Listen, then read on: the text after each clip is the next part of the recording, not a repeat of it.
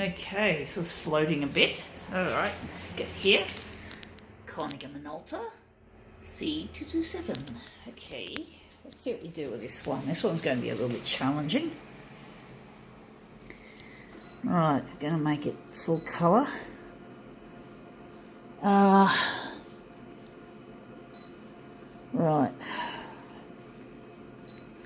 Got to work out the size. I'm going to do that afterwards. We're just going to do some work on the...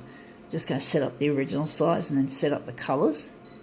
Make it do a really good job colour-wise. This one's going to be a challenge, size-wise. So we're just going to do that. Something that was big in the 90s. I think pretty much close to the late 90s, thereabouts. And it was a bit of a dance craze. You get that, dance crazes and fads and stuff, they come and go.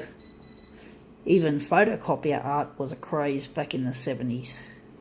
I think mainly in the late 70s or early to mid, I think, when photocopiers were kind of new, or almost new. I don't know how new you could call them back then, but they were a novelty to the people out there, especially the colour machines. Not many people do this anymore, even though since the 70s and the 80s they've changed. And I don't know when these features were first put in a Konica Minolta copier or whatever, or a Konica machine before it was become Konica Minolta. I don't know, but they've been in at least a few iterations of their equipment. They changed their equipment quite a lot, which is really dumb. In my opinion, it's dumb. But what can I say? You know, the photocopier industry is a revenue-driven industry, big time. Anyway, let's see what happens. It seems there's no more room for innovation. But what have we got? Macarena. 1, 2, 3, 4, 3, Macarena, Macarena. Stuff for singing, I don't know how to sing this shit. I'm not good at memorising song lyrics. Let's forget about that. It's smaller than an A6. Bigger than an A6 there, so we're going to have to work out how to do this. Yeah, but the Macarena was a huge hit in the, I think it was 1996. I don't remember, because I don't follow these fads unless I like them. I mean, photocopier art is not even on the map anymore. I think most people who used to do photocopier art, not all of them, but many of them, find these new machines, relatively new machines, a lot more difficult, and it's a bit off-putting for them. Trying to work out some of the features like the original size and having to select a paper tray, and sometimes you don't. I don't even know all the time. I probably don't have to set up the original size. Sometimes I forget to set it up and it still mysteriously works, but I just do it on the safe side because these machines are difficult and it's easy for a lot of photocopier artists to be put off. I was at one stage only using Xerox equipment. I figured this Konica Minolta shit was too hard, so I'm not the only one, but anyway, I can do something better with that. But yeah, I've got the sizing pretty well smack bang good enough.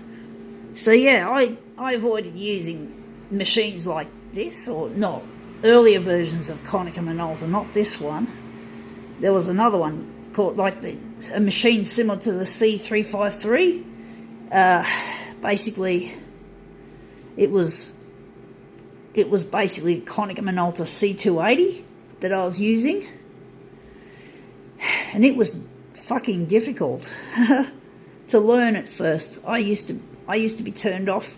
I used to be a little bit, so I know how it feels to be a little bit intimidated by this shit that's relatively new. But I've decided, but now I've gone back to using different types of machines. I don't usually do public demos anymore, but I do them occasionally, just for a change. It gets a bit boring using just the same machine all the time. It's nice to use something different, like a Xerox or a Ricoh, even though badly designed, badly thought of. You know, the people that manufacture them are just in it for the financial gain. They don't care about the customer experience, really. They don't. Hardly.